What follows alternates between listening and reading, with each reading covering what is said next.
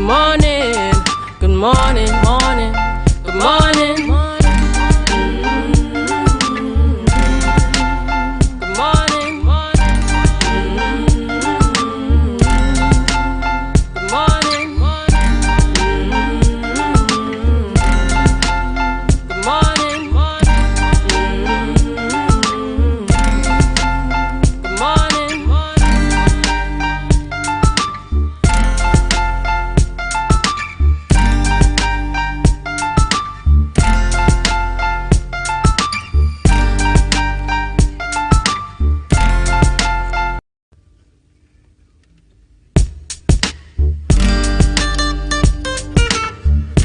I just want a microphone, microphone.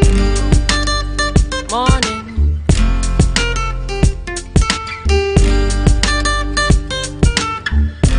I just want a microphone, microphone.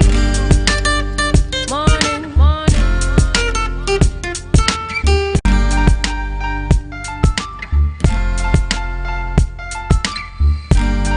Put a smile on your face when you're moving from place to place, place. Good morning, good morning, Good morning, viewers, and welcome to the Tobago Updates morning show, coming to you here live from the Port Mall in Scarborough. As we continue to give God thanks for life, I am Julian Skeet. And I am Maria Richardson George, and this is the day that the Lord has made, and we will rejoice and be glad in it. Good morning to you, Tobago. Good morning, Trinidad. Those of you living in the Caribbean, and those of you viewing us on the live, good morning, TGIF.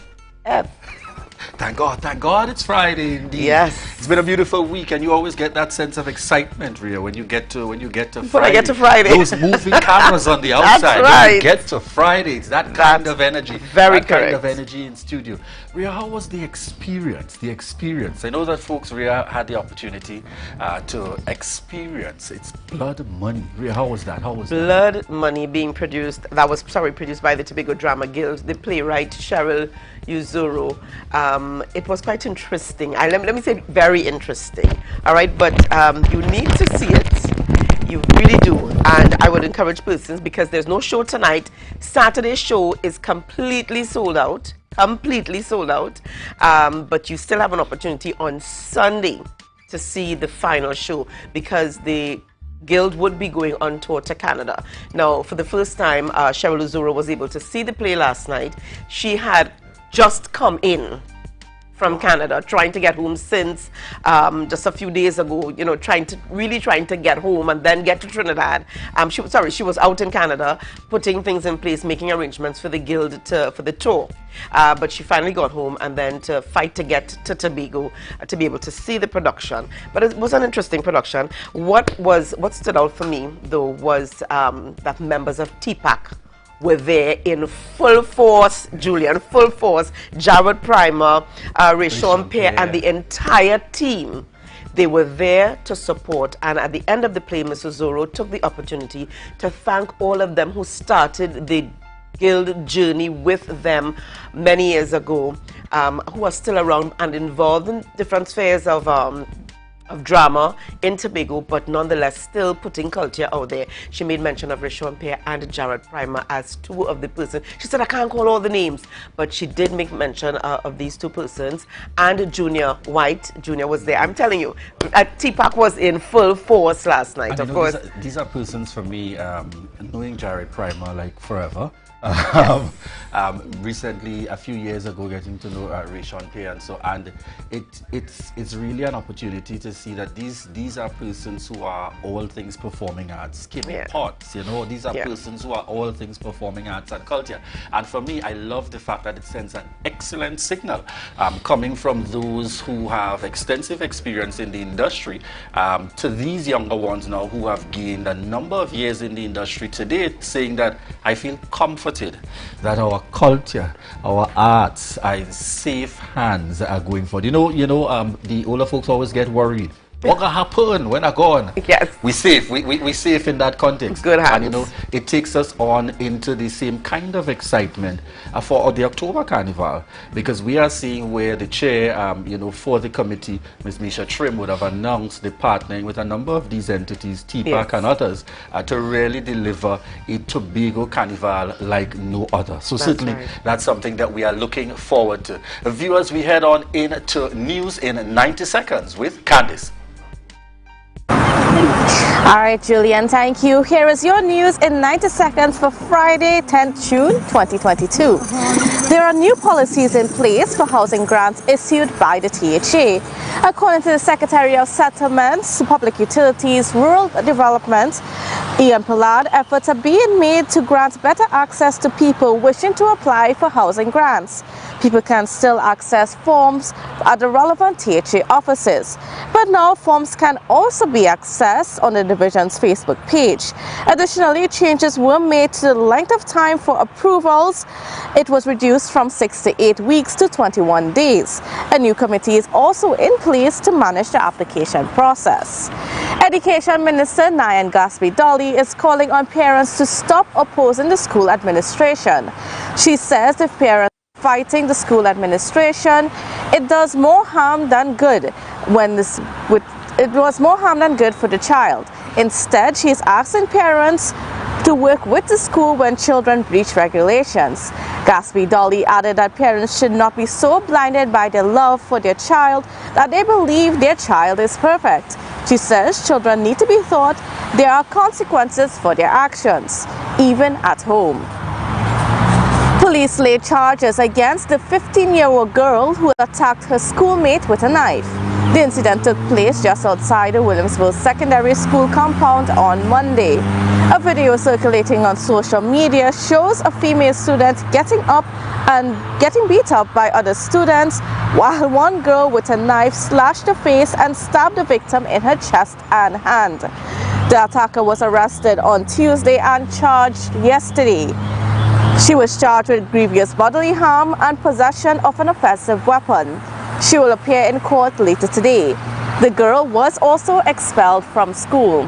That was the news in 90 seconds, and it is back to you, Julian. Thank you very much there, Candice. And you know, whenever we've got Candice on the outside, we got to get an indication. Candice, what's happening today? What's happening today? Where are we connecting as Tobago Updates today on the outside? Well, right now I'm connecting to you from the Orchid Square roundabout. And of course, you could get a little view of the traffic flow. So if you're just getting ready out for work, you could get an idea of what the traffic flow is right now.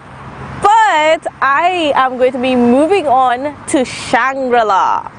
So we're going to tell you a little bit more in a few minutes about what Shangri-La is and why I will be there. Thank you so much, Candice. And there's always that, you know, I think there's that extra excitement with Candice when she's on the outside. I know there's an extra excitement with us when we are on the outside, but it doesn't seem to be happening very regularly these days. So. All right, so viewers, this morning, Ria, we're heading on in. We've got a very long birthday lineup. Yes, we do. This morning. All right, so we're heading on into our birthday lineup. And this morning we start with, I like to call her, you know, according to the good old Lord Nelson, Teacher Percy. Lucille Percy, past teacher and past principal. You need to put in here Lucille George Percy. Don't forget that, George. All right, Lucille. First, I'd like to say Teacher Percy. All right, so we sending birthday shout-outs to Lucille George Percy, certainly making her mark here in the education sector, past teacher and past principal. Definitely. Birthday blessings going out to you, Miss Percy. All right, and Ria, we also have on, who do we have on the lineup here this morning? Is this Tanisha? Tanisha Stewart. Yes, Tanisha Stewart. All right, I've closely connected like family. I want to wish you a happy birthday, Tanisha Stewart. All right, trust that you have an enjoyable birthday celebration. We can't forget this face. We cannot forget this face. And this is Lynette Louis, the songbird Lynette Louis, celebrating her birthday today. Lynette, love going out to you from the Tobago Updates family. All right, and we've got Nikki's Paris here. Connecting with us is one of my colleagues out of UWI and in Trinidad, tunes in as well to the Tobago Updates morning show, wishing you a happy birthday, Nikki's Paris. And Ria, this is one of our loyal viewers. I'm going to take my time here. This is Kuki Melville. And in fact, don't panic, folks. No, it's not today, but Kuki is celebrating tomorrow in that lineup of the Gemini season. We want to wish Kuki a happy, happy birthday. I said, I'm not going to wait till Monday. I'm going to surprise her today because she would have been expecting it Monday after the weekend. Wishing you a happy birthday, Kuki Melville, coming from Lisa, James, and the entire family. Trust that you have an enjoyable one. This is a big man in the business. That's right. Literally. You see the number on that balloon? That's right. All right. So we're sending birthday shout-outs here to Mr. Hezekiah Wood. All right, certainly, making his mark in the agriculture industry, in this Tobago space. And I've got to say here, Julian, former teacher of Signal Hill Senior Comp, back in the day, known as Signal Hill Senior Comp, Mr. Hezekiah Wood, one of our teachers, one of Tobago's finest, I might add. He looks very good for his age. He wears it well, he wears it proudly. So congratulations to him and happy birthday. I trust that, his children do right by him today. Yes. And over the weekend, yeah. Especially those sons. We trust that they indeed put that extra effort in. You know what I mean? Ronald, shout out to you. I'm not worried about Ronald. You, Ronald, we're talking about you, Ronald. We're talking about you. But we ensure that the children do good by him, wishing you a very happy birthday. When you get to those kind of milestones, you got to spend a little extra time because most of us hope to get there by the grace of God. Definitely. All right. We also have an anniversary today. I don't know if we have that anniversary pick up. So this is the couple here. They don't seem to have any recent pictures together because somebody is always holding the camera. So this is Winston and Carmen. This is my uncle and aunt celebrating their 50th wedding anniversary today. So love going out to you guys. 50? 50, wow, okay, wow. 50. I haven't reached there yet, Julian. I'm not too far, might I add, but I haven't reached there just yet. But congratulations to you guys and love from the entire Richardson clan, Tobago, Trinidad, and the U.S. Love going out to you guys. Yes, indeed, this morning. Ray, I love that yellow and red combination that you have on this morning. The floral touch this morning. Looking beautiful indeed. Ray, who do we have on our lineup this morning? All right, because I think we're starting off with discussions in terms of industrial relations matters. We are indeed. Yes, folks, and I know you might have several questions that you want to pose out there. Coming up, talking about industrial relations and knowing your rights, especially in these times. We're going to be chatting with Sabrina Gomez, and she's the Chief Labor Relations Officer of Conciliation, Advisory and Advocacy in the Ministry of Labor. So you're getting the information firsthand. This is your opportunity as she's going to be on. Drop your questions, everything you wanted to know. Now is the time. No pressure at all on our guest this morning. She's able and ready. Definitely, and you've got to get it in, even on the live. For those persons who are viewing, get your questions in on the live so Julian can pose them to Ms. Gomez. And coming up right after, we will be chatting with Amika Louis, who is the creative cultural entrepreneur. And she's going to be chatting with us on Spring Steps, Dingole Movement Studio. So I don't know, are we going to be Dingole? I don't know. I think I hear Dingole. I think Dingole. Okay, we're not going to go there. But yeah, that's coming up on the program. All right, that's the thing inside of Ria, folks. And never a dull moment here on the Tobago Updates morning show. And this morning we wrap very special anniversary celebration. Youths of Tobago celebrates 41 years, and we'll be chatting with the president of Youths of Tobago, Konique Pantin. And I want to take this opportunity to shout out Auntie Laurette Solomon. Yes, good morning, Miss Solomon. Where we both have roots in the group Youths of Tobago out of Scarborough Secondary School. And if you don't know Auntie Laurette, having passed through, and this organization, well, certainly, because she ensured that everybody got a taste and that learning and that opportunity for growth and development. So we want to say commendations and congratulations to Auntie Laurette Solomon and the entire team there that really made it possible over the years for Youths of Tobago. And we'll be chatting later on with the president, the current president, Konique Pantin. All right. Very quickly here, just before we take the break, for those of you who are worried about what to give your dad for Father's Day, let's just remember that it is Exhale Spa by Haley, located at Cuckoo Avenue, Susulands. They are offering a special retreat for dads, which includes a pedicure, back massage, beer, Big Daddy chocolate bar, and non-alcoholic wine. all for the low price of $600. Check out their other specials too on packages when you call them at 730-0149 to book your dad a spa day to exhale. So it's coming up for Father's Day. You don't want to miss it. Book now. And as a dad myself, I've got to put the plug out there. No, we're not going to be accepting ties and kerchiefs this year. It's been a long time. No it's been a long time since we've been on the outside. No so I'm socks. representing all men out there. No socks, no ties. We want to go beyond those basics. We want to see a lady, just as I saw on social media, we want to see a lady say, I'm going to change that car part for you because it's Father's Day. We're going to make it big this year. We're going to do things different. I could see the reaction out there, ladies. Don't worry. We're going the extra mile. Our fathers are critical. All right? Viewers, we thank each and every one of you so much. Those of you joining us via Gael, those of you joining us via M&E TV, also those listeners on the radio as you head on in this morning on the highways and byways, those listening to us via Smash Radio, those connecting with us on Street 91.9 FM, those of you online at TobagoUpdates.com, and those of you joining us via YouTube. And we can't forget our Facebook viewers continuing to support us each and every day. We thank you so much for that continued love and support. This is the Tobago Updates Morning Show, and this is your opportunity to share the live, share the live, share the live. Happy Father's Day. Looking for that gift Dad would really love? Well, this one's for you. Craftsman's Corner is having a massive tool sale and expo. Friday 10th and Saturday 11th June. Discounts, giveaways, tool demos, and lots more. Just building Craftsman's Corner. Happy Father's Day. Upgrade Dad's tool shed with our wide selection of hand and power tools. Visit Craftsman's Corner, 24 Sincere Street, Canaan. Just build it.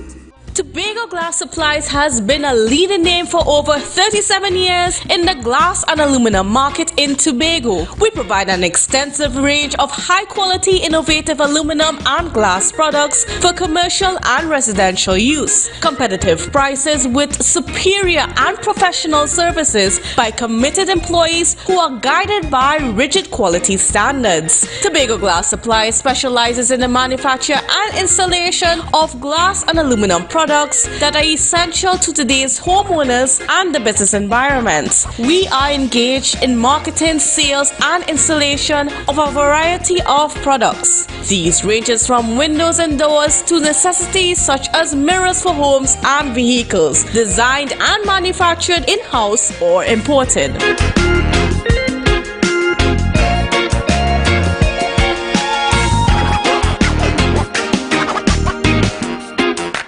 MI4 Security Services Company is the most advanced security service in Tobago. Ask about our cash and transit service. It's safe, risk-free, reliable, and timely. We provide safe banking delivery for all business types and sizes with highly trained staff, 24/7 monitoring, coordinated emergency response, and a well-maintained fleet of armored vehicles. Contact us at 660-7723 or visit our website at www.mi4securitytt.com to sign up today. There's a taste in the air everywhere. Feel the vibe cause it's something to share. Smooth, rich and creamy, you'll find it right here. Makes you smile, relax a while, it's fun and good cheer. Ooh, enjoy every scoop. Ooh, every taste will get you hooked. We have flavors that you love, a combination special. Come along, enjoy our treats. This is Uncle Pete's.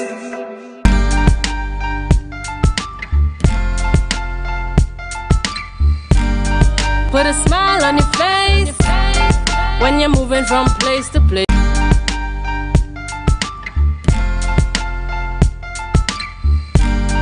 Put a smile on your face when you're moving from place to place. Good morning. Good morning, morning. Good morning once again, viewers, and welcome back. It's Friday, the 10th of June, 2022. And every time I say June, I say, wow, we're 6 months in to 2022. All right, it's 7:15 a.m. and this is the Tobago Updates Morning Show coming to you here live from the Port Mall in Scarborough. In this segment, viewers, we are happy to be chatting with Sabrina Gomez. Sabina Gomez, and she's the Chief Labor Relations Officer of Conciliation, Advisory and Advocacy Advocacy in the Ministry of Labor. Sabina, good morning. Good morning. And we're happy to have you on set with us this morning. Happy to be here. Excellent. So we get started immediately.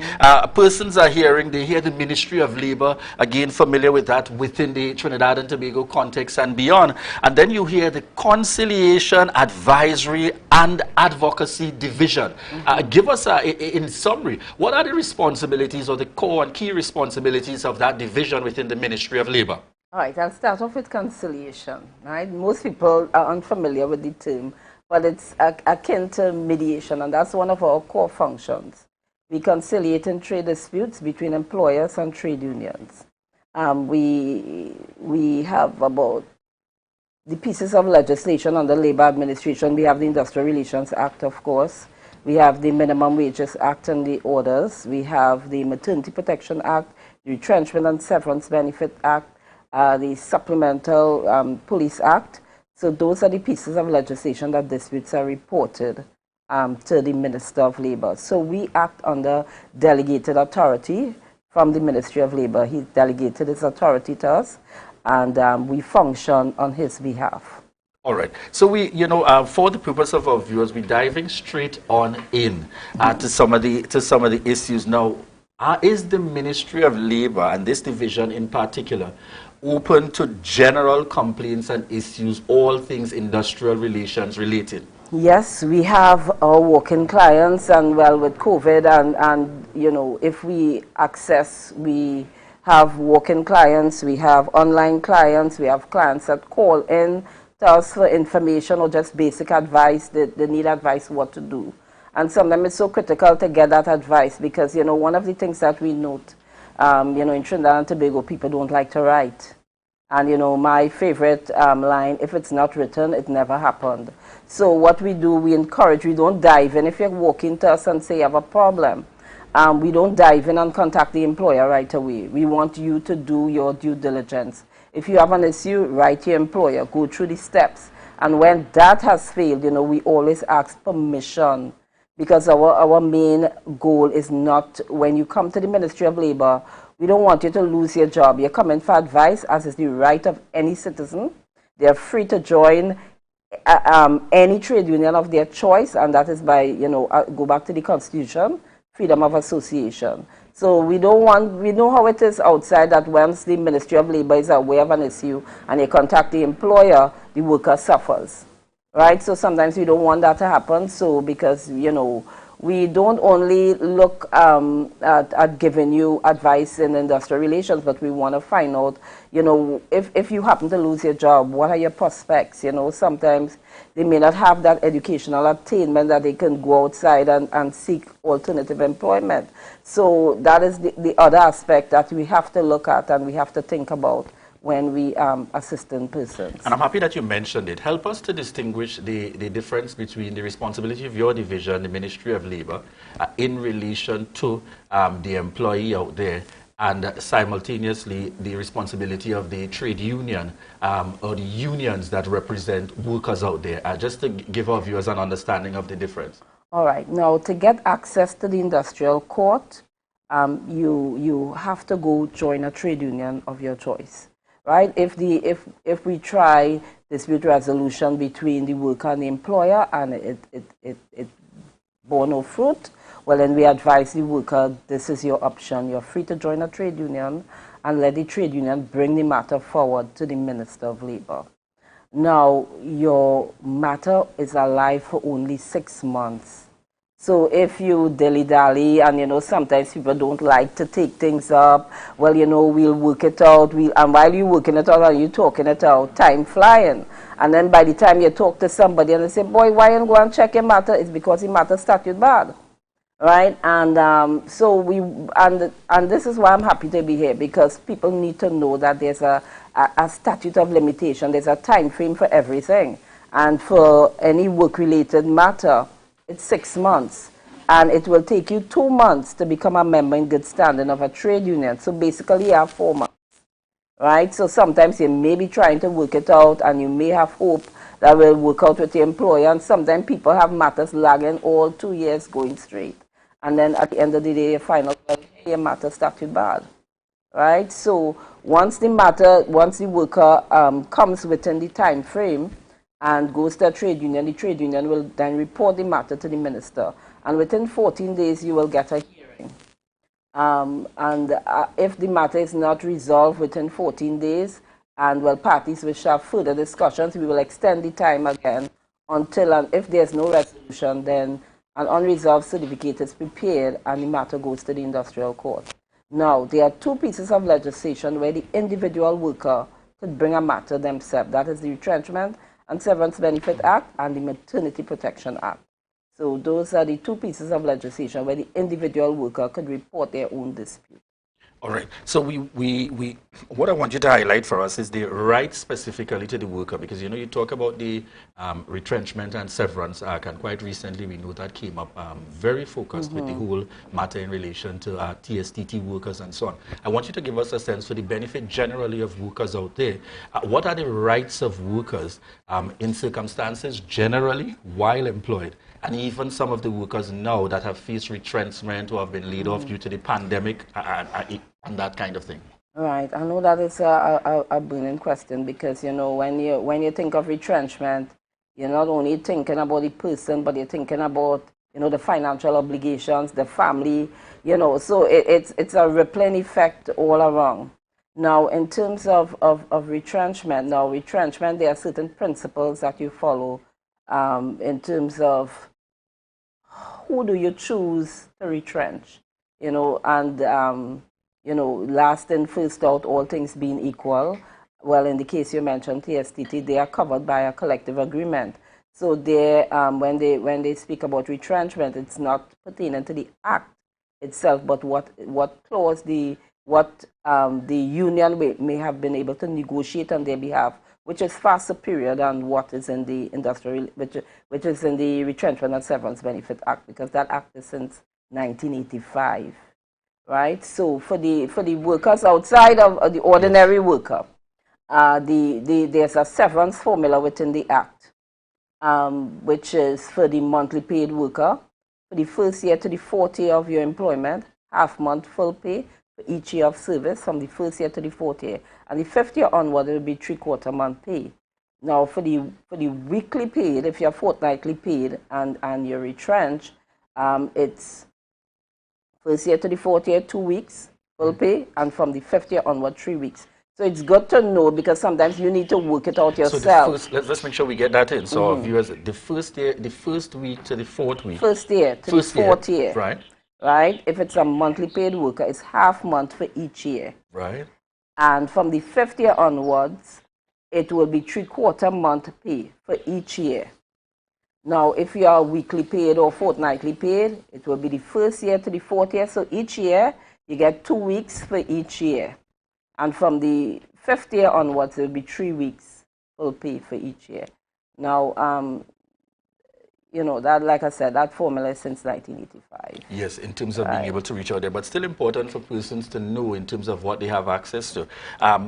Does that also apply? And one of our viewers is asking here, in terms of are private sector companies also required to follow all labor laws of Trinidad and Tobago, or can they create their own? And I suspect I know where this is coming from my very own examples.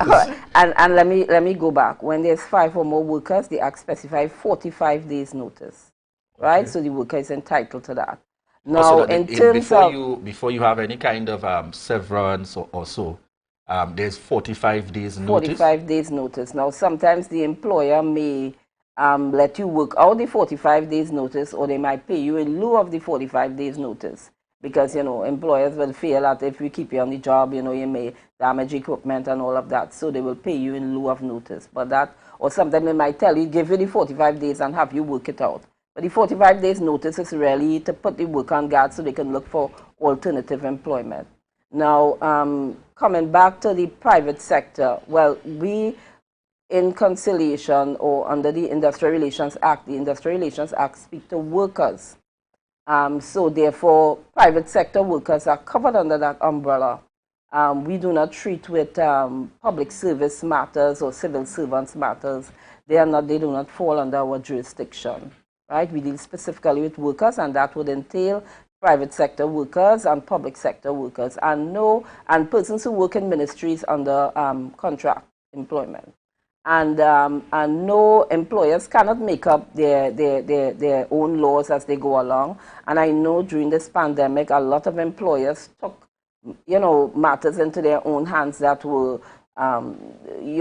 sort of, how should I put it, not in keeping with good industrial relations, right? To be correct. Certain things happen. I mean, in the pandemic, maybe looking back in retrospect, maybe there were not clear directions because there was new things were happening, and the focus is more on the health aspect of it, right? But labor is always the key component that drives everything. Labor is the center of it all, and labor ought to be given, the prominence that it deserves, because workers who drive, the economy. And so in terms of workers, employers making up their own laws as they go along, there's a place where workers can go, right, and have that rectified, and that's, have your matter reported if you feel aggrieved. A lot of workers, if they feel that the retrenchment was not genuine retrenchment, because we know that happens. Yes. If I want to get rid of you, you're a bad worker, what do? I retrench, I restructure, and I restructure you out, right? But when you restructure me out, you cannot go back and hire somebody else to do the job that you say no longer exists, right? So then I could then file a claim that that was a termination in disguise, right? So those are the other issues that will come up when a worker could challenge the retrenchment if they feel that it wasn't genuine.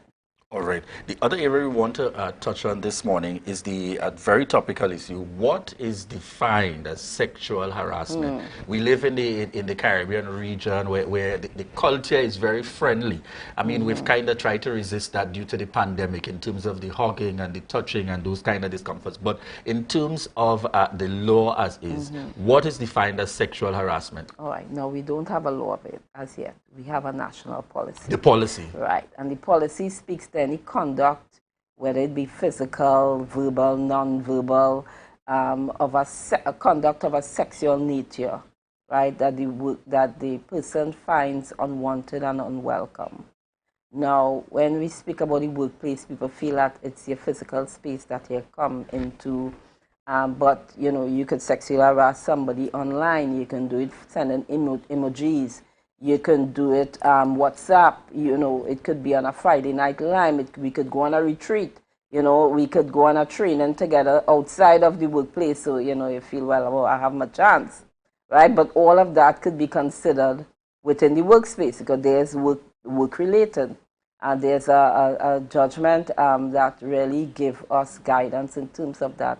Ready Mix and OWT, which really put it into focus as to where's the workplace. It was a Friday night live. So sometimes a lot of these cases that would come to us, it could be the employer offering to drop a young lady home after some event. Can I drop you home? And then the conversation turn awry. So we look at the two types of issues, quid pro quo and the hostile working environment. Sometimes the workplace become a very hostile environment when the advances are refused. And then the bullying and harassment that goes after that. And sometimes even women turn around and harass the woman who would have raised the complaint against being sexually harassed in the workplace.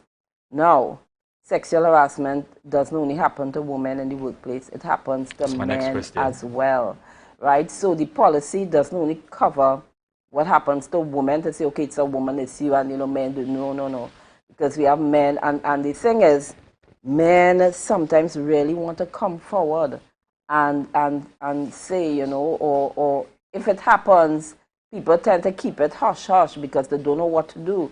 And even in most cases where sexual harassment occurs, some people don't know what to do when it happens. But the policy is really clear, and that's why we do a lot of outreach, and, any employer could call us and we'll come in, we'll explain the policy to you, because there is a draft, a committee set up working with the Office of the Attorney General, and there's a draft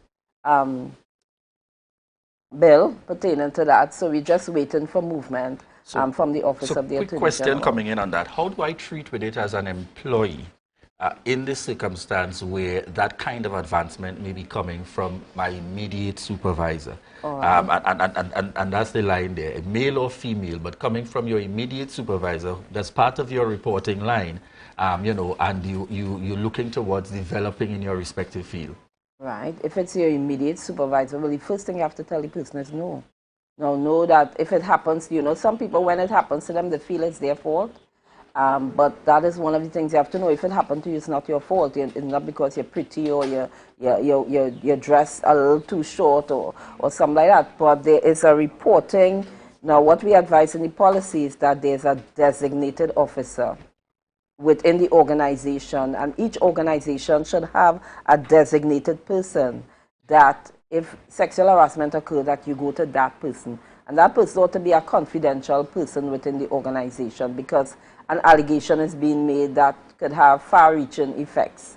So if it's your immediate supervisor, then you immediately, now first off, you have to tell the person no, right? Because you must show that it's unwanted. You know, sometimes people, the signal's not too clear, and they give mixed signals. So if you don't want it, you tell the person no. And if the person persists, well, then we have a problem. Right, but all cases of sexual harassment should be reported to that designated person, and it should be investigated. And even if it's the owner of the business, then you'll have to go outside, right, and take the matter up, you know, through a trade union, because there are certain things that happen when a sexual harassment occurs. I spoke about hostile working environment and quid pro quo, and what could happen after that is that they will make life so unbearable for you that you would leave. So right? It's becoming a very difficult kind of situation. Yeah, so, and I know there's a number of other areas that we may be required to capture. But for the benefit of our viewers and those tuned in listeners as well, just give us contact information. How can persons access the division within the Ministry of Labour for follow-up advice? Because I suspect I'm getting even some personal situations coming in here via WhatsApp. Okay, so what I can tell you to do is, if it's a sexual harassment, an issue of sexual harassment, email us at shcaad@gov.tt once it's a sexual harassment issue. If it's any other issue, you email us at conciliation, conciliation, conciliation.gov.tt. Sorry. Conciliation, oh my gosh. .mol. Yes. Yes, conciliation.mol at gov.tt. Yes. Thank you so much. And if it's, now we do a lot of call-ins. If you call us, we will respond to you. If you email us, we will definitely follow up. And for persons in Tobago, we are here like once a month. We were dormant for a while, but now we want to come back and really service the people of Tobago. So we will be sending officers, we'll be doing training. So if anybody needs our services in terms of, just call us and we'll come in and we'll work with you. Right? All right. So I love the fact that you're making that commitment about coming back. Yes. And I'm seeing here, I suspect this is one of your colleagues, Nadine Anushka. Nadine on the live with us. Nadine has provided all the details here for you folks. Hackett. Yes, Nadine Hackett. Communication. Yes, that's Nadine. My very good friend and colleague out there. Morning to you, Nadine Hackett, providing all the details. And yes, I know communications is an area of expertise. So all the information is there for you on the live location, telephone contact, email, etc. for reaching out. And I trust that we have your commitment that when you're having these follow-up to ensure that you connect with Tobago, that you'll be here at Tobago Updates. Yes, I will be. All right. So thank you so much again, Ms. Gomez, for joining us here on set. Yes, viewers, and we know there's so many issues to deal with, but we have her commitment that she'll definitely be happy to be back as they continue to roll out in the Tobago space to bring that information for us, those of you viewing here in Tobago. And I know as well, one or two of the messages I see coming in would be persons also viewing from Trinidad. Yes, that opportunity to connect. And those of you in the region, don't worry, we're giving you a thing or two about Trinidad and Tobago's policies here that continue to guide us. Thank you so much for joining us, representing the Ministry of Labour. Viewers, at this point, we head on over to this day in Tobago. Oh, no. This morning, we head on over to the good stuff this morning. All right. And this morning, we are recognizing Tobagonian twins, Kristen and Kristen Anthony, are officially Fashion Nova ambassadors in Canada. And we send out our congratulations to them this morning, coming from the Tobago Updates family. These young men certainly making us proud. And if you're in the social space, if you're in the restaurant area down there, restaurant and bar in Pigeon Point, or you're in the Fairways vicinity, you know these faces very well. Kristen and Christoph Anthony sending out congratulations to you both from the Tobago Updates family. Viewers, we continue to thank you so much for the love and support here. As I always make the point, we are #1, the Tobago Updates morning show, because of each and every one of you that support us daily. At this point, we want to remind you this is your opportunity to share the live, share the live, share the live. Hi, good day. We are saying welcome to Stumpy's Emporium, where we have such a large variety of items. I'm here today to let you guys know some of the things that we are doing for our wonderful fathers, right? We have slippers of varying sizes. I'm always talking about we have this for the very, very large feet. So this here is a size 13, and we even have up to a size 15. Dad always love a nice cup of chocolate tea.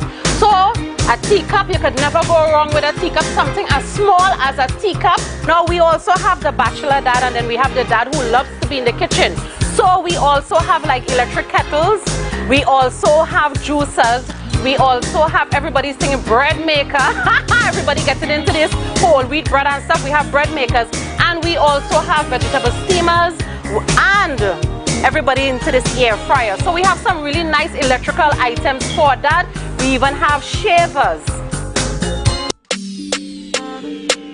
Opulence Promotion takes you to a musical paradise with Utopia. On Sunday, June 19th, the Buku Historical Park would come alive from 2 to 10 p.m. as TNT's most versatile jazz, reggae, soca, and Afrobeat artists grace the stage. Indulge in Tobago's rich cuisine and be captivated by pieces from Tobago's creative artisans at Utopia, the hybrid jazz experience, a fusion of music, food, and art. Tickets available online at islandetickets.com, in stores at Penny Saver Supermarket Canaan, Guy's AutoZone, Pure Vanity Lowlands. Call 716-6797 for more information.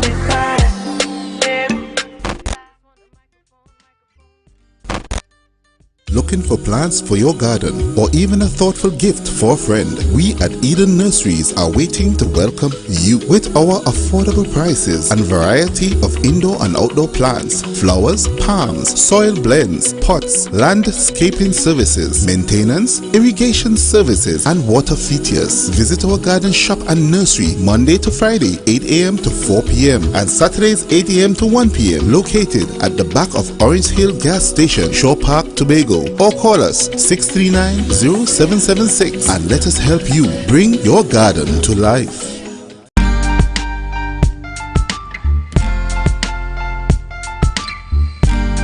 Put a smile on your face when you're moving from place to place. Good morning, good morning. Alright, so my favorite stretch, we're gonna roll the ankles out. So we're gonna roll and we're making this a little waistline movement right here and roll it. 4, 3, 2, we good? And 1, next side, and 1, 2, 3, just as we started, we're gonna take a full stretch up and up. 2, 3, 4, and down. Going into some movement as soon as we come up. So we push. 1, 2, 3, next side. 2, 2, we go into tempo right here, and 1. So we're gonna take the arms up overhead, up, A, 2, A, 3, A, Macarena. So we go in 1, 2, here, 2, 1, 2, 3, 4. That's Welcome back to the Tobago Updates Morning Show. I am Candice Jackson, and we are here at the Ile Dingole Movement Studio. And of course, you're wondering, Ile Dingole, what is that about? Well, to tell us a little bit about it, we are going into this beautiful studio, which is owned by creative entrepreneur Amika Louie, good morning and welcome to you. Good morning. Welcome to you. All right, so first of all, I want you to tell me a little bit about what Ile Dingole Movement Studio is all about. So Ile literally translates in Yoruba to home. So I wanted it to be the home of Dingole and just making a nod to the great mighty shadow and that idea of being able to dance with abandon, not being afraid to be judged, not being afraid to judge yourself. And the tagline of the studio is literally move free and live free. So anything you're experiencing here, accessing freedom, I wanted to inform your life as you go outside. And of course, you are a prolific dancer, but here in this space, it's not just about dance. No, so I intentionally didn't name it a dance studio. I named it a movement studio because I wanted to create a home for anybody who's passionate about movement. So right now we have self-defense classes, yoga, Pilates, dance, and dance fitness. I'm also looking for a ballroom instructor, so anybody. And anything else that you want to do, whether it's kids or adults, once it's movement based. All right, and then what was it like in putting together this studio? Was it a dream of yours? It's been a dream, but it's been a struggle, and you kind of have to become accustomed to the monthly duality of that. So I started off at the Port Mall, some people may know that, and then I moved to this space. I wanted to start this in the middle of COVID, like a mad person, but somehow it's still working out. I'm not fully at 100, but I'm about 85, but we're going to keep going until we're done. All right, and then another thing that we're here to talk about is Spring Steps. What is Spring Steps? So, Spring Steps is a hybrid wellness event. So I am collaborating with a tenant here who is Mama Earth Yoga, that's Kaya. We wanted to create an event that was not so intimidating, but something that was more welcoming and could give you an intro into my dance fitness practice as well as her yoga practice. So we're going to head up the road to the main ridge, which is one of my favorite places on the island. You're going to have a nature walk, you're going to have a short dance fitness session as well as a yoga session. And we have a surprise experience that is going to be surprising. I just want to just hint, hummingbirds. Awesome. So you said that this is just an introductory thing. So you meaning that is it going to be involving people like me who are not very coordinated or haven't had very much experience with dance? So all classes are beginner level. All classes are welcoming. That's why I say move free, live free. We're not here to judge you. We're here to teach you and facilitate. So on June 11, we're going to head up there, and each session is going to be about 30 minutes to 45 minutes long. It's going to be introductory, and you're just going to wet your feet. And tell me a little bit about why choose this sort of event for just everybody and not just, focus on people that are in the dance world. Why include everybody? Because this space is literally started because of my passion, because what I experience from my arts and my dance, I want everybody to experience, and that's freedom. So in terms of it being a mindful movement space, it's not just moving and sweating, it's about moving and expressing and tapping into your mind and that expression as you go. So even the nature walk is going to be a meditative nature walk. So you're going to go along and you're going to see all the beautiful trees and all the animals, but you're going to stop and have a reflective moment as you go. And why is it so important for us to engage in activities like this? What does it do for us mentally? Frees you, liberates you. What else? What other synonyms do I need? Emotions have become something so important in the last 2 years particularly, and then if you want to pull it back to the amount of violence that we're experiencing, arts are a form of expression. The better you're able to process and express your emotions is the freer you would be, the happier you would be, and the less stress you have. And I think the less stress is beneficial for us all. Of course.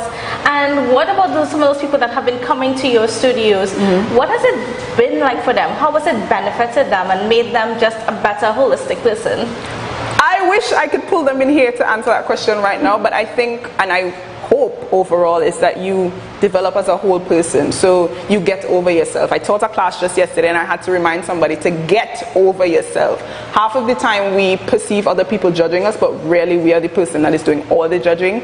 So these mirrors in this space force you to actually look at yourself and then proverbially look at yourself. Okay, and what's it been like for you just being able to do this and engage people in such a way and then teach people your passion for dance? It is overwhelming in the best and the worst ways. So it's me going through the process every time I teach somebody new, because I learn just as fast as they learn, and then it's been amazing walking in your dreams. Like Chronic say, walk in your dreams. It's literally me, 5-year-old me, wanting to dance and having that inspiration from my aunts, but actually bringing it to real life. It's intimidating as well as it's exhilarating. And then what are some of the messages that you want people out there to know about, dance, and especially people who might be just a little bit afraid, well, not to say afraid, but just a little bit apprehensive about getting involved? Okay. Dance, look at me in my face right here. Dance is for everybody. It's not for professionals, it's just for everyone. Everybody has some form of rhythm, everybody has a beat inside of you, and it's okay to express this whether you look very awkward or whether you look very graceful. We're here to facilitate it. Alright, and of course, very soon you have a special launch coming up. So can you just give us an idea of what this launch is about? So this would be the official launch of this space, which is Ile Dingole, which I eventually, right now it's a movement studio, but I eventually want it to become a cultural center. So in July, some point, I hope to just fully launch this space, start of course with a blessing, and then give people an idea and an intro into what we hope to offer in this space. And what is that? What does that entail? So the cultural center side of Ile Dingole, I want to bring back things like storytelling. I want to bring back some of the carnival studies. So you could come here and in our parking lot, you could have a Moko Jumbi session, you could have a fire breathing session, which are two talents I already have. I want to bring back some of our cultural icons to just have interactive sessions with generations younger than them and even the ones that they share with. But it's literally just a home to remarry our culture to where we are right now. Okay. And then how can persons get involved in this cause? So Ile Dingole, we're on Instagram, we're on Facebook. You could follow Ile Dingole, you could follow Dance Fitness Tobago. As well, just come up to the door. There are flyers on the door, so any class that you're interested in, the information is there. If you see me somewhere, have no problem walking up to me and asking me a question. And so for the viewers, I'm going to put myself out there a little bit. What's some of, just some of the simple steps, because like I said, I'm not the best at all. So yes, so we're about, facing ourselves. I'm about embracing something new. So could you just give us an idea of some of the things that you teach? Okay, so in dance fitness class, it is beginner level. And I do styles Afrobeat, soca, dancehall, and some folk. I'm going to teach you some dancehall because it was my favorite right now. So Ding Dong has a dance called Bounce. If you don't know who Ding Dong is, just go on YouTube. So I'm going to teach you one part of the dance. All you're going to do is bend your knees. So anytime you're doing any style based in Afro or Caribbean first, all your weight is through your heels in the floor. So you're going to push 1, 2, 3, 4. That's all you're going to do. So we're bouncing down. 2, 3, catch the rhythm and bounce. 2, 3, take it up and bounce. 2, 3, and last time bounce. 2, 3, up. There you go. Give me a high five. That wasn't bad. Yeah. All right, Mika, I just want to thank you for having us here and to sharing about your passion and your studio. And just one more time, how can people get involved? So we are on Instagram and Facebook at Ile Dingole. TT Ile is spelled ILEDINGOLAYTT. All right, folks. So get involved, embrace something. It's all about your mind, body, soul, everything. So come along and be a part of it. And that's it for me, Candice Jackson. But we'll be right back after this break. So Dad, we have masks on sale, and just because we love you down here at the Emporium, we have 20% off on masks from now until Labor Day. 20% off on all masks, all face shield, temperature guns, and spray bottles. We have 20% off all Dad Love tools. So we have from something as simple as a utility knife, right? Goggles, scrapers, we have tape, measuring tape, right? From the smallest item, we have hammers, drills, to even the big items. So if you want to get that something that's big, we have pressure washers here, we have generators. It's a different type of thing down there. And we party till we drop down there. With a lot of pretty girls down there. Down in Tobago.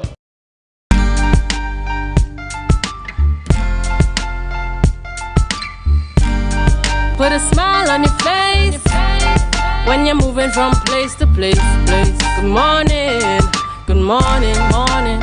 Good Morning again, viewers, and welcome back to the Tobago Updates morning show. Never a dull moment. Candace, good on you.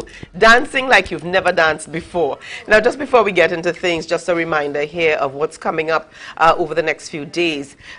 Cas Creole Beach Bar presents Jam Island, Loma, Land of Milk and Honey. This event is carded for June 19th, being the family day, which begins at 10 a.m. sharp with all fours, triplet draft, small goal, and FIFA 22 competition. Cash prizes to be won, free entry. Then at 2 a.m. to 9 a.m. on the holiday, we get ready for the breakfast party. Males, $100. Females, $80. Females, 2-on-1, $100. Limited spaces. Contact 499-4542 for ticket inquiry and delivery. So that's Jam Island. You don't want to miss it. And there it is, the information up for you. And we will make mention of it later on in the program.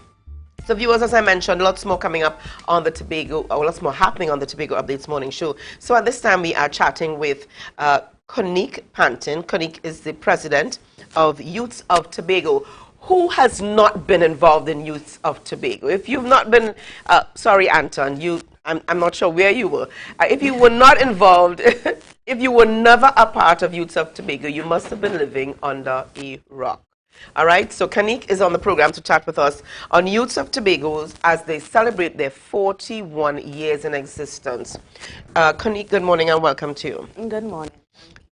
I think it's only fitting here that we give the viewers a little background on Youths of Tobago. And you've got to put it out there. It started with Miss Lorette Solomon, fondly known as Auntie Lorette. So all that's the thing. We can see it. I think it rolls off your yes. It does. It honestly does. So give us some background information. Well, okay. Well, as you know, the Youths of Tobago was founded by Miss Lorette Solomon 41 years ago. Yes, that is a long, long time. Before you were born? Before I was born, exactly. I was roped into all of this when I was at the breakfast shed. I'm sure you remember the breakfast shed as well. Wow. Going to classes at the breakfast shed. And from there, Auntie Lorette, you know Auntie Lorette already. She was like, I have a youth group. It's called Youths of Tobago. You have to join. You didn't have an option. No. You don't have an option when coming to Auntie Lorette. So she roped me into Youths of Tobago. And honestly, since I started, it honestly changed my life. Because I was a shy, timid person. You would never have been doing what you're doing today. I never liked public speaking, and because of Auntie Lorette, honestly, she helped me build my self-confidence, my self-esteem. She helped me doing things that I never thought that I would have find myself doing. Like today, look, I'm here on TV speaking. Who would have thought Conique Pantin would have been doing this? Exactly, yes. Okay. Now I have to make mention here that Miss Solomon, commonly known or fondly known as Auntie Lorette, was a teacher at Scarborough Junior Secondary, and yes. those were the days we were named Scarborough Junior Sec. Now we are Scarborough Secondary, all right? But back in those days, it was Scarborough Junior Secondary. She's Vincentian-born, Canadian-trained, pioneering woman who came to Tobago with her Tobagonian husband, Alwyn Solomon. She spoke highly of him all the time. And fun fact, is also my cousin. Who is also your cousin? Alwyn Solomon. That is my cousin. Oh, so you well roped him. I well roped him, correct. There was no hope. What do you mean? No. There was no option. You had to be there. Yep. Correct. All right. Yeah, exactly. All right, but let's get right into things. Now, you know, as we're talking about celebrating 41 years, this is no easy feat. No. And the good thing is that Miss Solomon, Auntie Lorette, would have been around for the 41 years. And like we said, you didn't have a choice, you know. Miss Solomon saw you and she said, what you doing on Friday evening between such time and such time? I have a youth group. So there was no choice. If you had anything to do, just say it up front. But if you didn't, you were caught. You're in. So let's talk about some of the activities, you know, as we look to commemorate and celebrate the 41 years. So some of the things that we used to do, each member, we used to visit a different church once a month. to learn, the different denominations, right? Another thing that we used to do, which I loved, was the round table meetings. So instead of having around like a square table or anything like that, we used to sit in a circle. So that basically used to give everybody, a say, a voice. And if I used to feel like, okay, this person is leading the meeting, everyone used to have a say in the meeting, as a youth. As a youth, that is a really good thing because majority of the time, think about it. You're being spoken to. Exactly. So when you find a safe place that you can talk freely and give ideas, it's really a good thing. Right. Another thing that we do a lot of charity work because Auntie Loretta loves to say charity begins at home. Right. So we do a lot of charity work. Then at Christmas time, visiting the elderly and the orphanage. We had a big brother, big sister program with the preschools and also with the home. We also used to love doing turtle watching. So, a lot of things that the group is with, and also with the charity. You will notice that a lot of our charity work is not really publicized. Right. Because Auntie Loretta always say it's not doing it for the fame. Right. It's doing it for the goodness of your heart. It's doing it because you want to do it, not because you want the world to see that you're doing it. Yeah. There's an old saying, never let your right hand know what your left hand is doing. Correct, so, yes. You're helping somebody, help them. The world does not need to know, but God knows. Correct, yes. All right? Yes. All right, so we're just going to pause for a quick pause here. We've got Tobago Notes coming up, and then we're going to come back to our interview.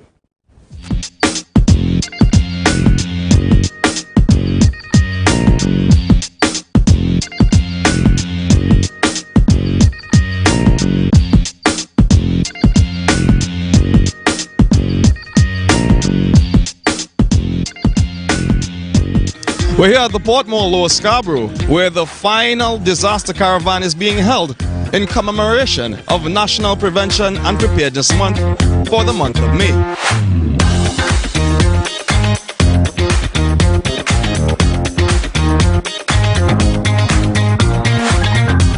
This is a very good initiative that has been put on by the National Disaster Preparedness Month Committee. It's a collaborative effort across Trinidad and Tobago, so we're collaborating with the ODPM and their stakeholders, with Tobago, with our stakeholders, to make sure that we are passing on as much information as we could to the public to ensure that they are ready for this upcoming hurricane season. The NDPPM initiative is now in its third year. ODPM CEO, retired Major General Rodney Smart, is elated over the impact of the caravan. We have done both in-person lectures, we've done webinars, and we've done activities including the evacuation of schools. We've also done for the fisher folk. We've put on a seminar, and boy, they enjoyed it. So it has been growing, it's becoming better, and every year we hope to continue to make sure that we pass on this knowledge and we get the people of Trinidad and Tobago more prepared for not just the hurricane season, but for any disaster. The Trinidad and Tobago Fire Service, the TT-Met Service, the National Commission for Self-Help Limited, and the Division of Health, Wellness and Social Protection were also on site to bring crucial information to the public. Over to the side, we essentially have the grab and go bag. It is as it says, it's a grab and go. So ideally you will have your change of clothes for a 3-day period as well. Your personal care items, you try to have a first aid kit on hand.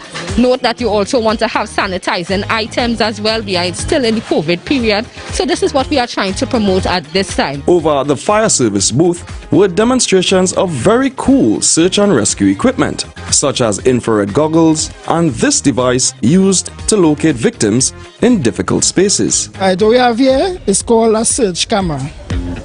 Right? We use this for rescue in collapsed structures, confined spaces, and you could also use it in water as well. To catch highlights or information from the National Disaster Prevention and Preparedness Month, visit the ODPM or TIMA on Facebook. That was a production of the Department of Information, Office of the Chief Secretary, Tobago House of Assembly.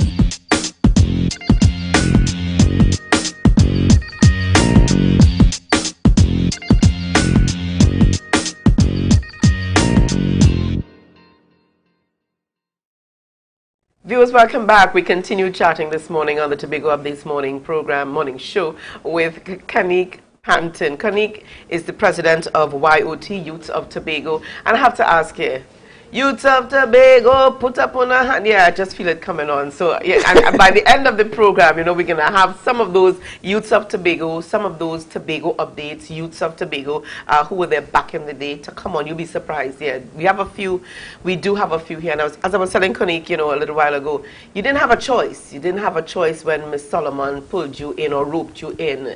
And if she saw you going in the opposite direction of the meeting and she called you out, you couldn't say, Miss, I didn't hear you. There was no way you could not have heard Auntie Laurette Solomon, okay? You had to have heard on the first call. So, Kanique, as we continue chatting this morning, you know, you were talking a little while ago about some of what the group did. I want to talk a little bit here about the theme song. Yes, the theme song is pretty important. Yep. Every meeting, start and ending, we had to sing the theme song. And the theme song resonated so well with me because especially the part, let there be peace on earth and let it begin with me. Every meeting, that had to be sung. And I believe it was fitting for the group because remember, the group is like a family. YOT is like a family. So the members, your peers, are like the brothers and sisters, the guiders. So let me say something now. Once a YOT member, always a YOT member. So no matter how old you are, don't think you're leaving the group. You're leveling up to a guider. That's right. Right? So the guiders are like the aunts and uncles, you know, there to guide the members. And we have the mother of it all, Auntie Laurette. With all these children. With all these children. And Auntie Laurette is honestly like a mother. She's pushing you to your best ability. But, you know, once you start to stray, you're getting that schooling. She's schooling out of love, but better bottom dollar, you're getting that schooling. So you had your parents at home and then you had your parents at school. And trust me, she didn't miss. She didn't play and she didn't miss. But I also want to make mention here that there are some former, not even former, you said once a YOT, always a YOT. So in the fire service, we have Ronnie Stanley, Dion Wills, Ronaldo Sharp, Police Service, Ronnie Caruth, and many others. Minister of Religion, Father Steve Duncan, Pastor Dion Wills, doctors, Dr. Rensil Dillon. Hi, Mr. Dillon. Good morning. Dr. Pushpa Phillips. Teachers, Marsha Holder, Crystal Washington. Media, Julian Skeet. Sophia Cooper, Clayton Clark. Nurses, engineers, accountants, politicians, Sheldon Cunningham, YOT, and many others. Yeah, I wouldn't lie, there are YOT members distributed all over Trinidad, Tobago, and outside. Because I took a trip to England. And I went and I met with a YOT member. She took me to the London Eye. She took me to the Madame Tussauds Museum. She literally, as soon as she heard YOT member is coming to England, she contacted me. She contacted me and was like, hey, you're coming, you have to reach up with me. We are going to do XYZ. And I honestly felt at home because, as I said, YOT is a family. Definitely. You know? So literally anywhere of the world that you go, I'm sure you can find a YOT member. So how do we plan on celebrating? What is in store for YOT members? Okay, so the plans, well, today actually is the anniversary. So we were actually thinking about, we are going to have a church service and we are thinking about doing a dinner, but we are doing a dinner like later down in the year. Okay. Right? Yes. All right, so exciting things coming up. Yes, a lot of big things and secretive things. I can't disclose everything just yet. All right. Yes. And under politician, we've also got Dion Isaac, okay? So I tell you, the YOT members are spread throughout not only Tobago and Trinidad, but the world. So, Kanique, thank you so much for being with us this morning. Thank you. It was a pleasure. A special congratulations this morning to Auntie Laurette Solomon. YOT members within the Tobago update space, just come very quickly. Come on. Yeah, come on. Come on, Julian, where are you? Come on, Julian. Come on, Clayton, yes, you're here. Come on. Yeah, you there over there with the camera. Cameraman one. Yeah, just everybody. Come on, yeah. All right? This is where we are. All right? This is where we are. Where's Julian? I'm missing Julian Skeet. Where is he? Never a dull moment. Not sure where he is. Missing in action. All right, but these are just some of the YOT. Yes, Cassie's going to go call him. These are just some of the YOT members who are here within the Tobago Update space. Yeah, come on, Julian. Yeah, run on, Julian. Run, run. Now he's coming. That's right. Now he's coming. All right, so congratulations to Miss Solomon. So let's hear just a quick line of that theme song. 3, 4. Let there be peace on earth, and let it begin with me. Second, let there be peace on earth, a peace that was meant to be, with God as our Father, childless all are we. Let me walk with my brother in perfect harmony. Ooh, very good. Well done. Brothers and sisters. We love you, Auntie. We love you indeed, and thank you so much. Thank you so much. Well, viewers, we're going over to Tobago back in the day. And mind you, for those of you on the live, if you can guess where it is, remember, we're going to give you the answer by the end of the show. Where is this? Or where was this? Wow. Just know it's a waterfall. All right, thank you guys. Tobago back in the day. Thank you so much. You are welcome. Share the live. If you see or know about a crime, report a crime safely and anonymously. Call 800-TIPS. Help stop crime. You can play your part safely and anonymously. Report a crime. Earn a reward. Call 800-TIPS. Help stop crime. Be a hero. Champion. Fearless citizen. Be a crime stopper safely and anonymously. Call 800-TIPS. Help stop crime.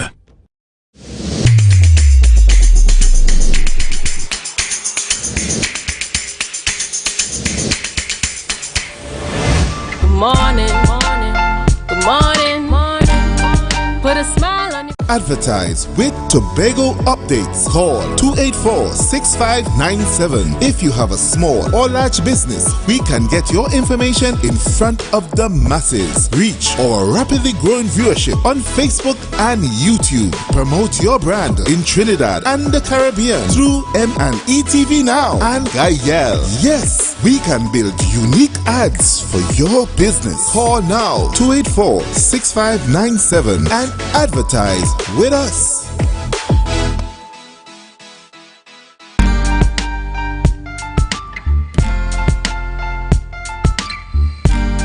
Put a smile on your face when you're moving from place to place. Good morning.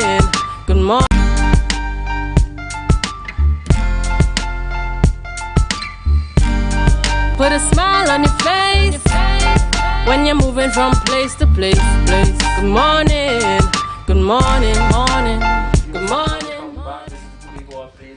Morning show.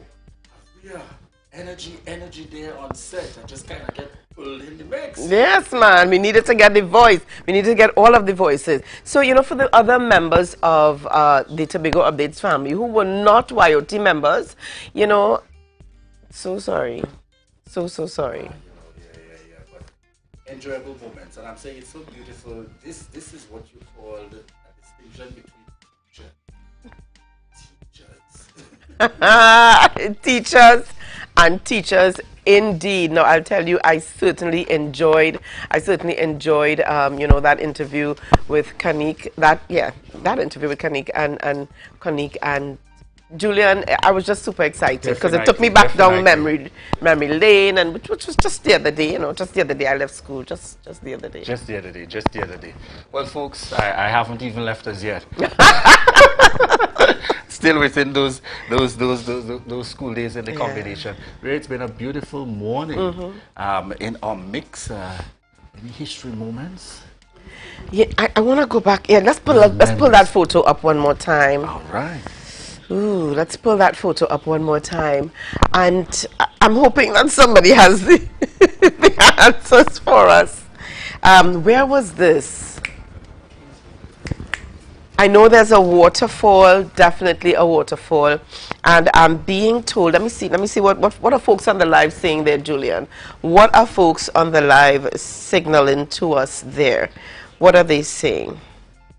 All right, let me see what the the feedback looks like here. Yeah, we gotta hear what folks are saying before we give it away. I'm seeing Kings Bay waterfall. I'm seeing the waterfall in Delaford, which is Kings Bay. That's Kings Bay, right as well.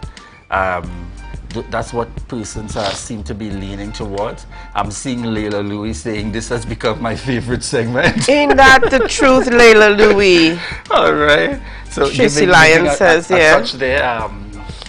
Rhea, where is it? It is the Kings Bay, the Kings Bay waterfall in Delaford. All right. I don't know. I mean, it doesn't look like this anymore.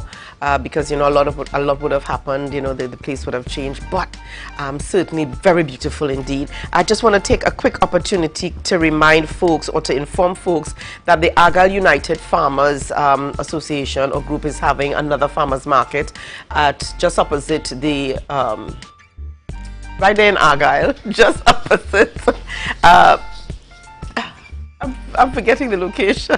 Well, Rhea, I need Lamy Road. I'm not going to say Rhea. Lamy Road, just opposite Lamy Road.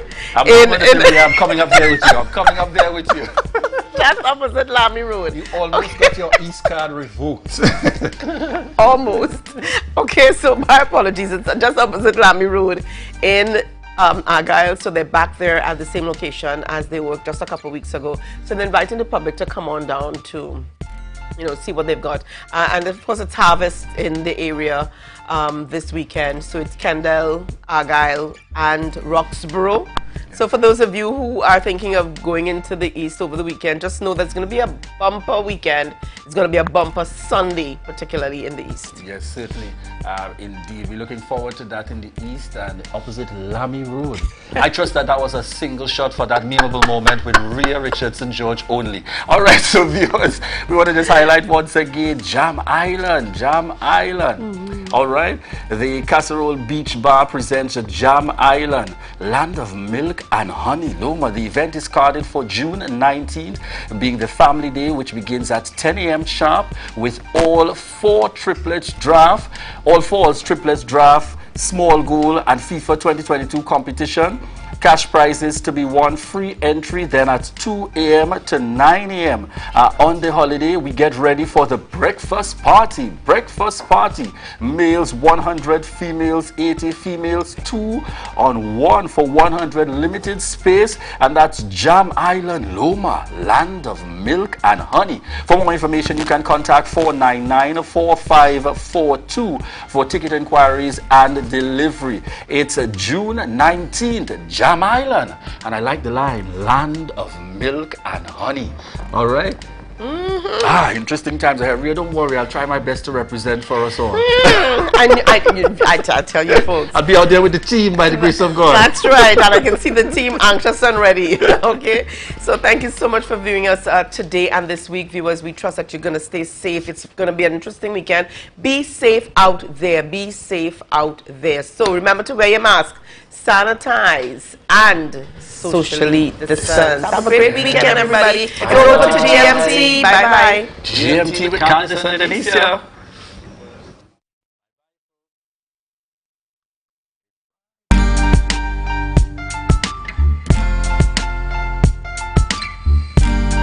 Put a smile on your face when you're moving from place to place. Good morning, good morning, good morning.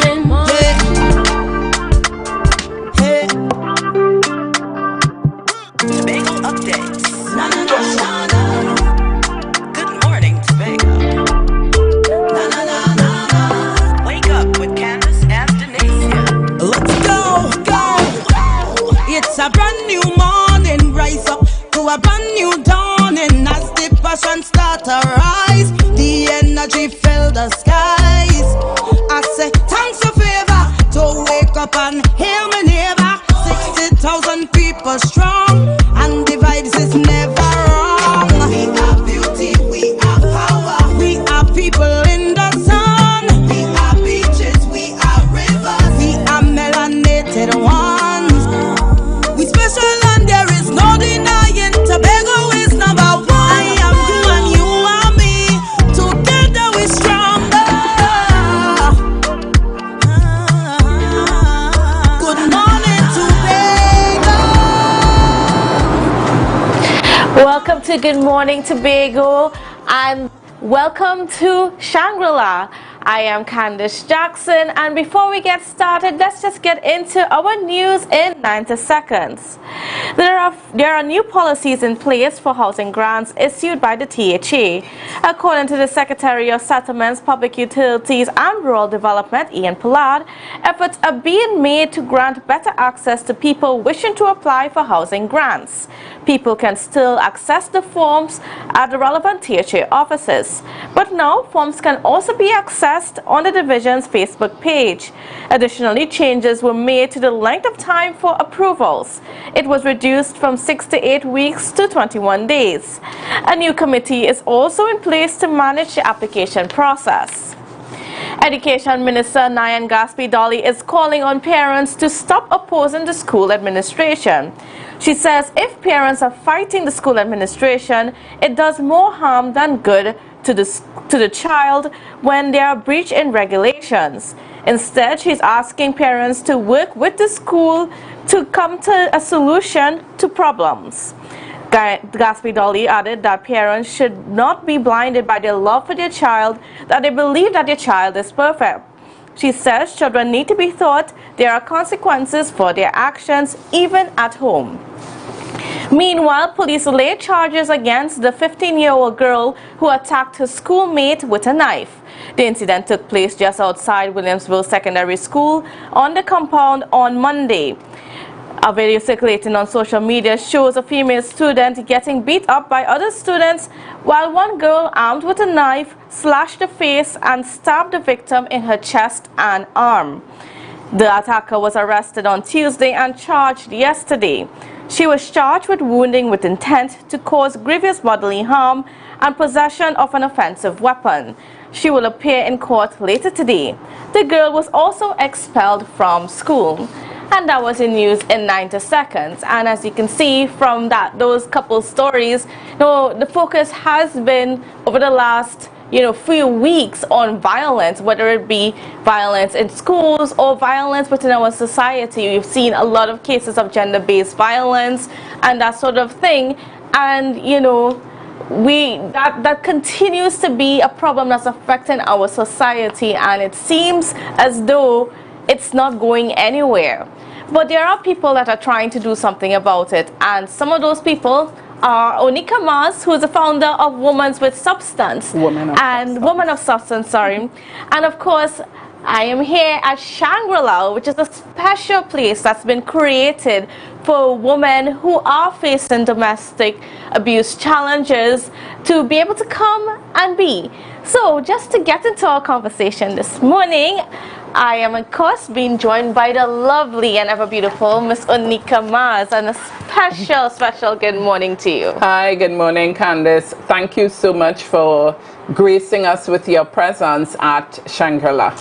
All right, so first of all, I just want you to tell me a little bit about what are your views on what's been going on. Now, we've seen this horrific situation that happened on Monday in Trinidad, but there seems to be that perpetuation of violence within our schools that's coming out a bit more.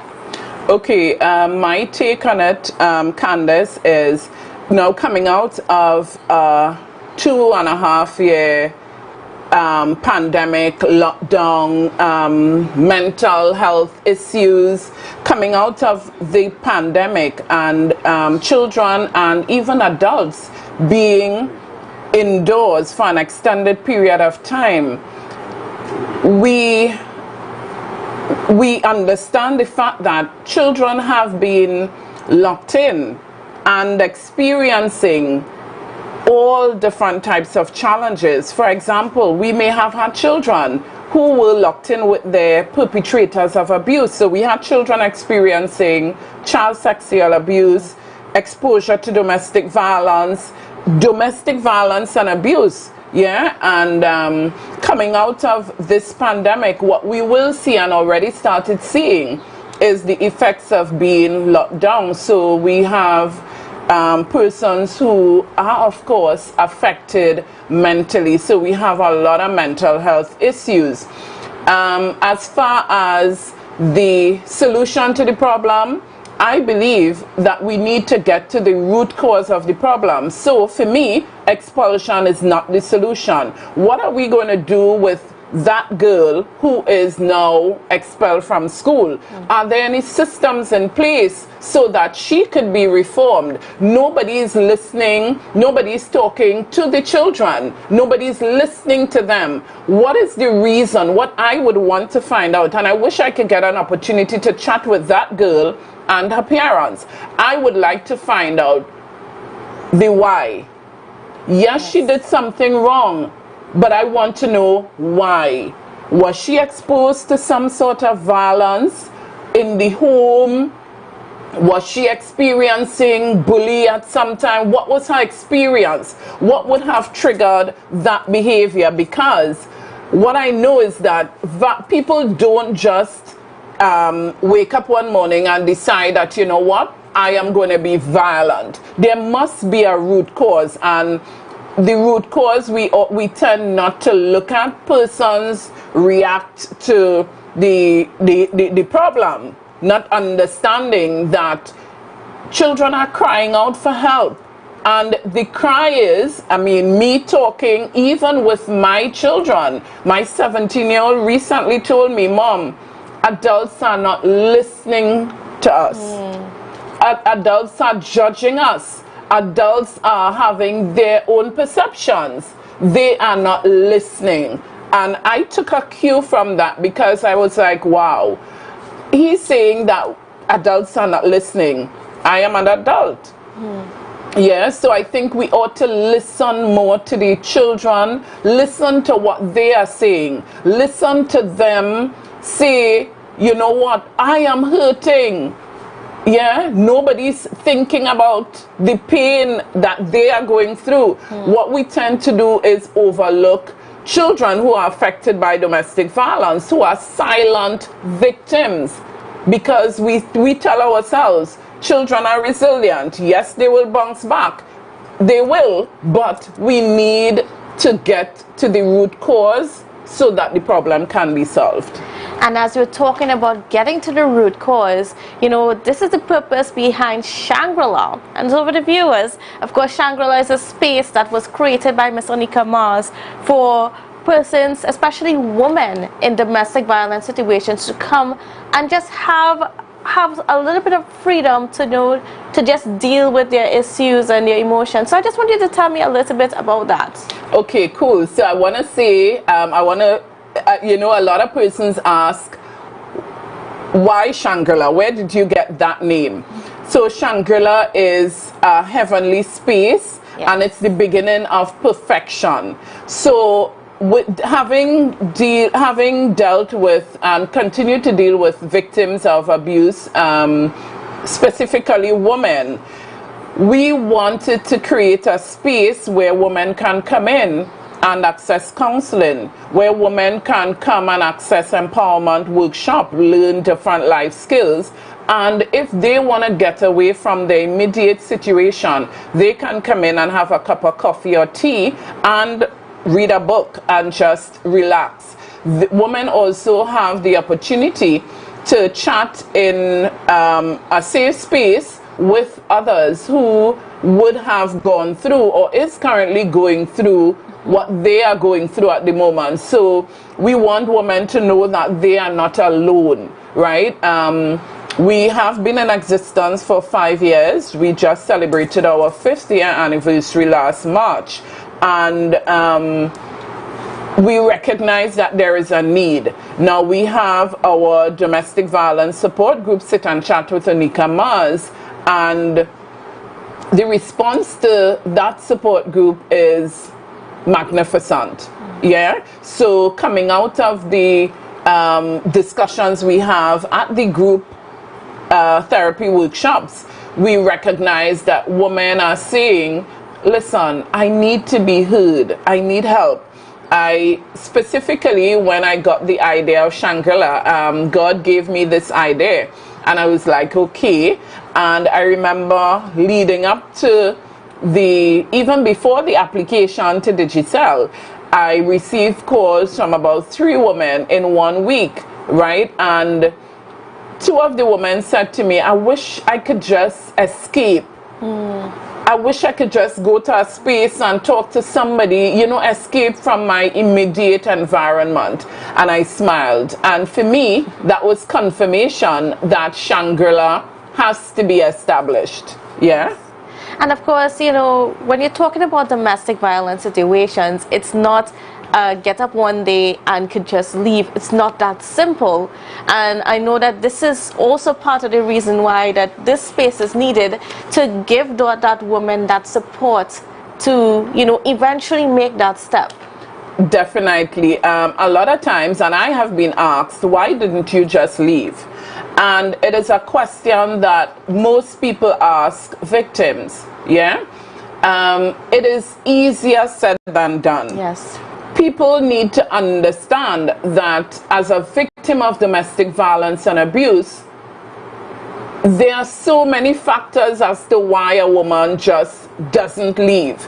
I've heard people say on many occasions, she liked the licks, she stayed, I tried to help her and she went back. Of course, it is not that she likes the licks. Nobody likes abuse. Nobody likes to experience pain. The reality of the situation is there are a lot of things attached. For example, women may have children. So there are emotional attachments. Almost, well, a high percentage of women, their desire is to have that perfect family unit with both parents. Yes. That was my desire. And of course, the reality hits, you experience abuse and you recognize that, you know what, in as much as this is what I want, there's a reality. Yeah, and this, of course, you did not bargain for, it was not expected. A lot of times too in these relationships, women feel to themselves that they could change the perpetrator. So there's a level of hope, there's a feeling of hope that you can change your perpetrator. So you stay in the relationship hoping that that takes place, not recognizing that the perpetrator has to come to that place where they recognize that they have a problem. Yes. Yeah, and because they recognize they have a problem, then it is the only way they could receive help. So another reason why women stay is hoping that they could change the situation. Well, another reason is self-esteem. Now, you hear the perpetrator saying to you, years upon years, you are no good. Nobody else will want you. These are things that I would have heard. Nobody would want you with 2 children. No man would love you as I do with 2 children. I've heard some of the most derogatory things in that abusive relationship. And it is a reality that women hear these things. So because your self-esteem is shattered, your self-confidence, you would have gone into the relationship very confident. Yes. But having been told all the nasty derogatory things over time, you start to wonder, would I not be loved by anybody else? And it plays on your mind because the emotional abuse, the psychological abuse, it directly affects your mind. Right. Yeah. So these are some of the reasons why women stay. So one of the things I want to urge persons not to do is say to women, why don't you just leave? If it was me, I would have do X, I would have do Y. You never know what you would do unless you are in this situation. You know, there's a saying, walk a mile in my shoes and then you can be able to say what you would do or what you wouldn't do. Right. And of course that's why the space is here, to help these women, you know, figure out how they can empower themselves to eventually make that decision. Definitely. And we want to offer that hope. We want to be able to help them walk through the process. Now, it is not our place to tell anyone to leave a relationship, yeah? But what we want persons to do is understand that there is hope. We want to empower them so that they are equipped to leave that relationship, that toxic relationship, if need be. So we are going to be offering skills. So for instance, the women can come and learn agro-processing, they can learn computer literacy skills, they can receive counseling. And, you know, these are just some of the programs we are offering at Shangri-La, because the main intent is to empower women, because a lot of times women stay in these abusive relationships because they are fully dependent on the abuser, right? They may be unemployed, they may not have the skills to look for a job. We want to help them through that process. We want to help them, you know, teach them interview skills, teach them how to write a resume, yeah? Show them how to apply for an ID card, because most of them, their documents were destroyed by the abuser. So this is why we are here at Shangri-La, providing those services for these women. All right, well, viewers, well, we're not done yet with our conversation. And you're going to get a look at what this Shangri-La space is, and it is a wonderful space. So, but we just have to take a quick break to pay a few bills, and we'll be right back.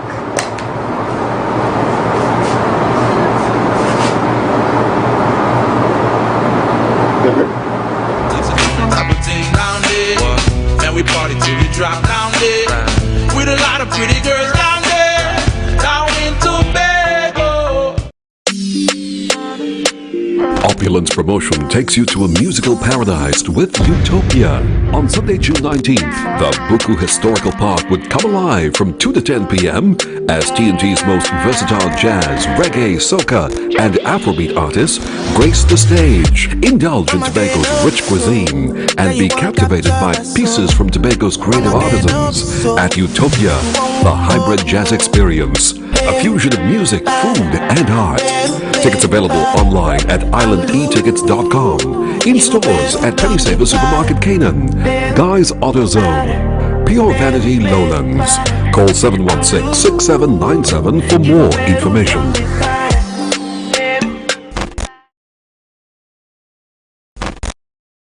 Happy Father's Day. Looking for that gift Dad would really love? Well, this one's for you. Craftsman's Corner is having a massive tool sale and expo. Friday 10th and Saturday 11th June.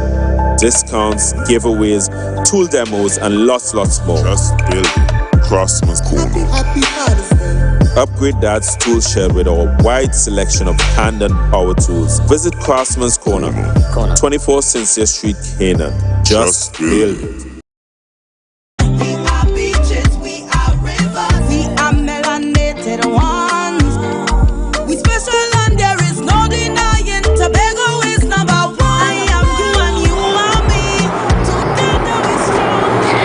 Alright, and welcome back to Good Morning Tobago. Of course, I am Candice Jackson, and we are here at Shangri-La. And this is a space that's been created by Woman of Substance, and of course, a woman behind Woman of Substance, Unika Mars. That is supposed to be a safe space for women who are facing, you know, domestic abuse situations and that sort of thing. Now, Miss Mars, I see one of the key things I'm seeing about this space is that there's a hairdressing station. Yes. And I know that is something that's been important to you to include in this space. Yeah, self-care is very, very important. So we've decided to include that space where women can have their natural hair done. So it's kind of, we want to offer an all-inclusive sort of package whereby the women come, they receive counseling, or they do their workshops, and after a counseling session we schedule session where they could have their natural hair done, even if it is just a wash and style. The fact that somebody's paying attention to you, somebody's giving you that positive energy, will help in boosting one's self-esteem. So what we've done is partner with hairdressers here in Tobago to volunteer their services to assist these women, because what we understand, Candice, is that we cannot do it on our own. So that is why we always ask for the buy-in of corporate Trinidad and Tobago, and specifically Tobago. In our Tobago space, we ask persons to come on board and volunteer their time, because our services are only voluntary. So imagine going through a stressful situation and you come to Shangri-La, this peaceful space, and you can't get your hair done. I mean, it means a lot and it really helps. So we stress a lot on self-care. And of course, we have a dresser here, which I assume has some clothes, and I see some purses there. That can just help women. Yes, so we have also clothing, because some of our clients may not have clothing, believe it or not. They may not have handbags. There are so many things we take for granted. You may have 10 handbags, I may have 5. Somebody may have 20. Somebody would have none. So because we will be preparing women for empowering women so that they could accept jobs, we want to be able to provide clothing if they do not have. So of course, as we prepare them to send them out into the world of work, we want to also be able to assist them by, giving them clothing. Of course, the clothing, used clothing, but used clothing in excellent condition. Of course. I mean, I know sometimes people have that stigma about used clothing, but actually used clothing does not have to be, rags. No. We don't. The thing is that our clients are already broken. And their self-esteem is messed up. So I put it out clearly, we do not accept clothing that is soiled or torn or that kind of thing, because what we think about is the fact that if we cannot wear it, then we're not going to give it to our clients. So it should be good enough that we should be able to look at something and say, well, okay, I could wear this, then my client could wear it. Because remember, we're working on boosting that level of self-esteem and all that. And when we send out our clients, we want to send them out well, because at the end of the day, our clients, when they come to Shangri-La, it's a whole experience. I mean, and of course, it's a small space, but it's a very, I don't know what's the word, impactful space in the sense that it's very diverse.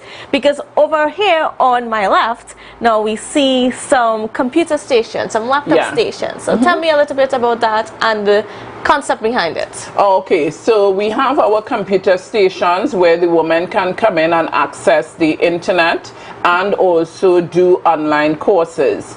As I said before, there are women who do not have their ID cards. They can also come and access the space to make the appointment for their ID card, because some of the women may not have access to a laptop. They may not have access to internet at home.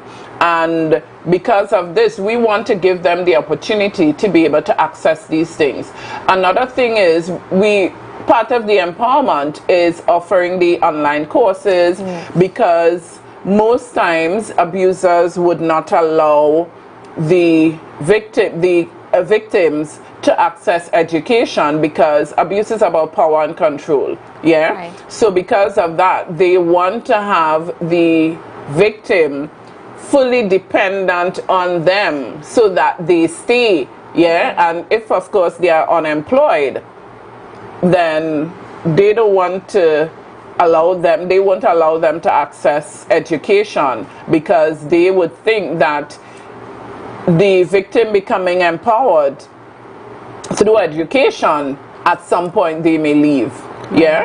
And of course, as part of education, you have a shelf full of books as well. Yeah. We have our resource center. We have several books, several inspirational books. We have cookbooks so that persons could just sit and read if they want to just do that, you know. One thing I must mention is that our space is not a space where we have accommodation in terms of overnight accommodation. Right. Yeah, we are not at that place yet. Soon we are going to have our safe house. One step at a time. Definitely. So this is a start. We are here to give the women hope. Yeah. During my experience with domestic violence and abuse, I didn't know of anywhere I could go to receive hope and that support. Yeah. And because I've been in that situation, I want to be able to give women that hope, because as I say to people all the time, God has turned my mess into a message. Yeah. So here I am coming out of that painful experience.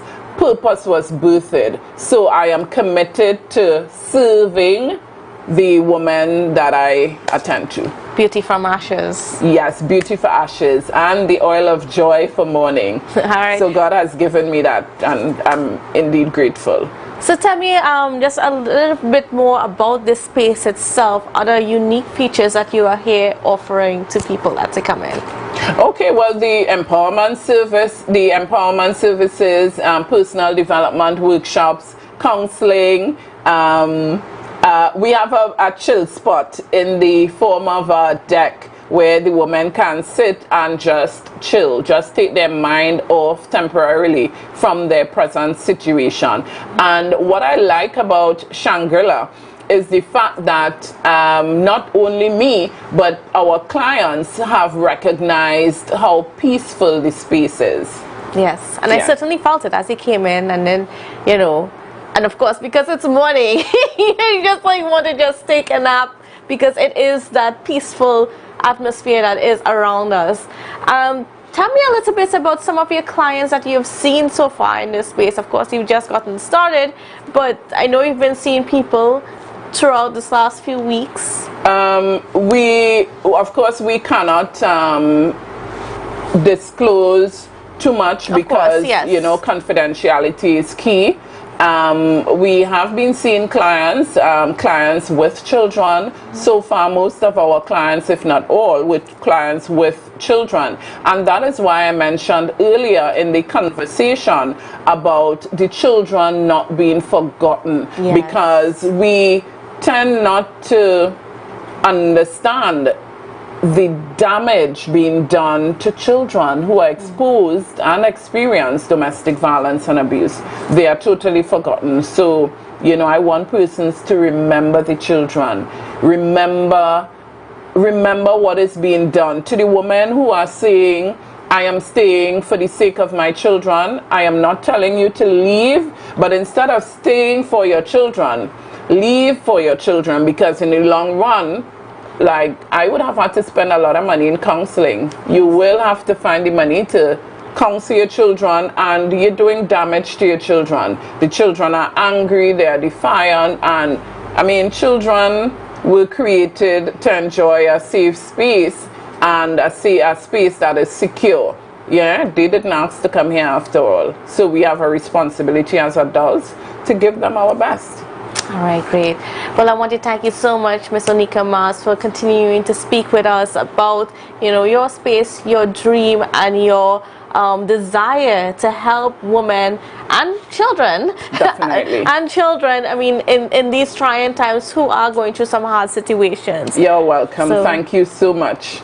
And so if you are somebody who, you know, is in need of assistance, reach out. There is assistance there for you. You are not alone in the struggle. There is help. Yeah, and persons can send us a message via our Facebook page, or they can call us at 496-1937. Great. Yeah. There you have it. So viewers, thank you so much for joining us. It was my pleasure, and I just want to wish you guys to have a wonderful and productive day. Have a wonderful weekend, and we'll see you again on Monday. This is Candice Jackson for the Tobago Updates. Good morning show.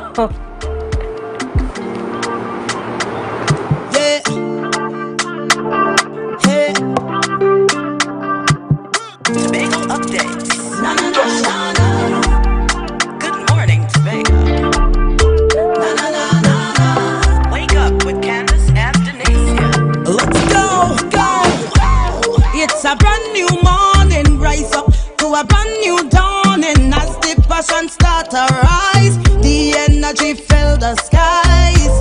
I say